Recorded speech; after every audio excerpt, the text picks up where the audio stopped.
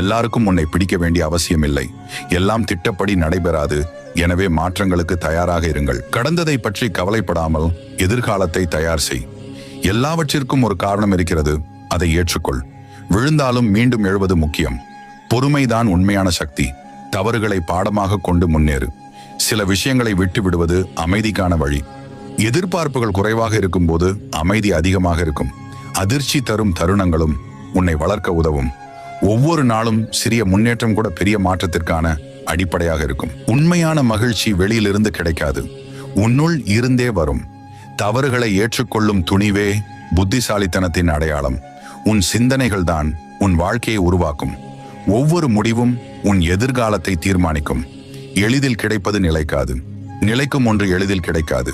நேரத்தை வீணாக்குவதை விட தவறுகளில் இருந்தும் ஏதாவது கற்றுக்கொள். தனியே நின்ற போதிலும் தன்னம்பிக்கையோடு நிற்க கற்றுக் கொடுத்தவர்